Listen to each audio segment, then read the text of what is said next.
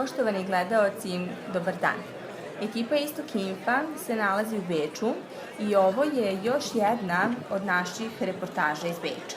Ovo što sada gledate jesu kadrovi Skupštine grada Beča. Ovo je dakle Skupština grada Beča, ali istoimene Austrijske savezne zemlje na raskošnoj aveniji Ringstrasse.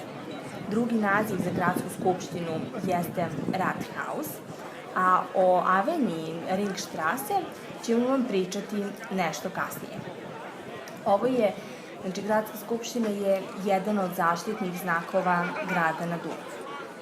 Kada je u pitanju istorija gradske skupštine, krenut ćemo od samog početka, pa ćemo vam reći da je sredinom 19.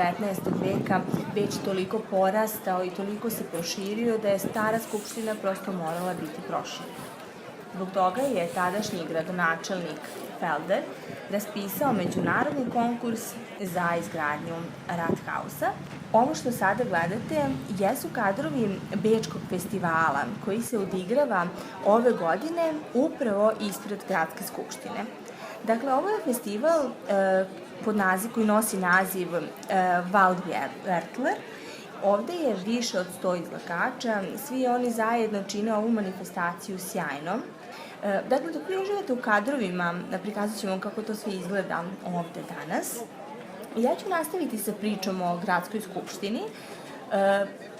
Dakle, stigli smo do toga da je tadašnji gradonačelnik Felder raspisao međunarodni konkurs za izgradnju novog Rathausa. To je dakle bilo 1868. godine. Ponude koje su pristigle bilo je 64 ponuda iz Austrije, Belgije, Nemačke, Francuske i Italije, a pobedio je Friedrich Schmidt. Nakon izbora projekta usledilo je prosto to neko većanje oko terena. Po prvobitnom planu to je trebala biti ledina uz Ringstrasse preko puta gradskog parka, ali se to nije svidelo Felderu koji je želeo da Rathaus prosto dobije veći i ravniji teren oko sebe za manifestacije i parade.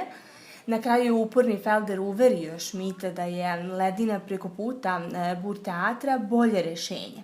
Tako da se današnji Rathaus, odnosno današnja gradska skupština grada Beča, nalazi upravo preko puta Burgteatra. Još bih rekla samo to da je od 1872. godine do 1883.